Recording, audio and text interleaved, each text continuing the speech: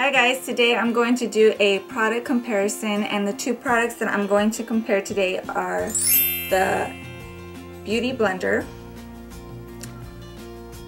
and the Real Techniques Miracle Complexion Sponge. I think that's what it's called. And this one is super famous. I'm sure most of you guys have heard about this tool. It's won so many awards, and it really is a great tool to have. It blends out foundation, concealer, whatever it is. It blends it out so that it looks airbrushed. It picks up a lot of product so that your face doesn't look cakey. It just blends everything, melts everything into the skin. And you can use it with liquids or powders. So you don't have to use it with just liquids by itself. And what you do is you just run this underwater and you squeeze it a couple of times and it will expand twice the size. So I've already wet both of these. And if you're curious to see how small the Beauty Blender is, this is a dry one and this is a wet one. So you can see how much bigger it gets once you've wet it. And the Beauty Blender, not the Beauty Blender, the Real Techniques Miracle Complexion Sponge, I only have one, so I can't show you how small it is when it's dry. But basically it's just a sponge that you use to blend everything out. So, and you do need to use it wet, otherwise it's not as soft.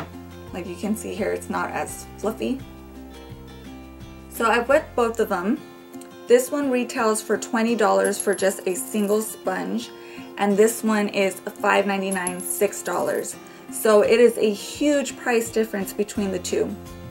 This one I found at Sephora, and this one is sold at Ulta.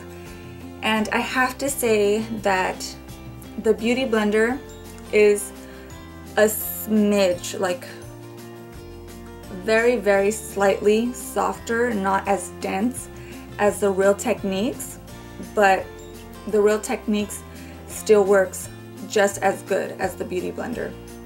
I've used this a couple of times. I actually prefer the shape of the Real Techniques sponge just for this flat edge here. I really like this because what I use my Beauty Blender for is for concealer or highlighting my face.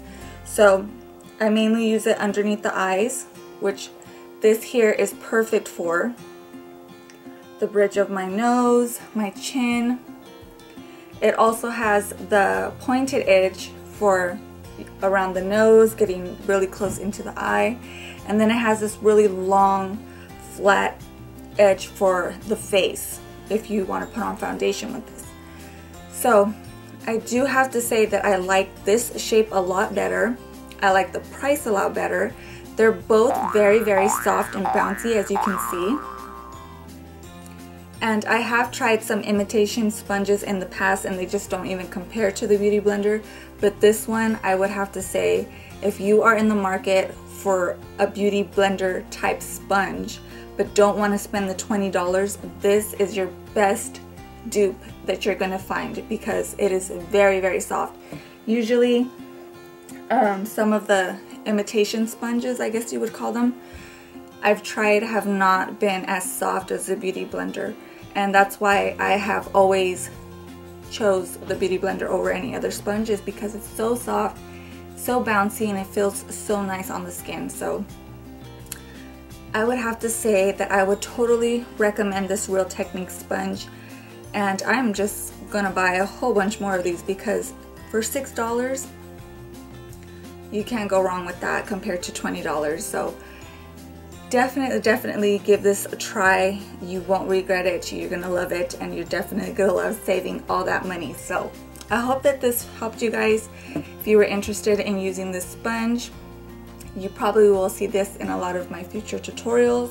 So keep an eye out for that if you want to see it in action. And as always, thank you guys for watching, and I will see you in my next video.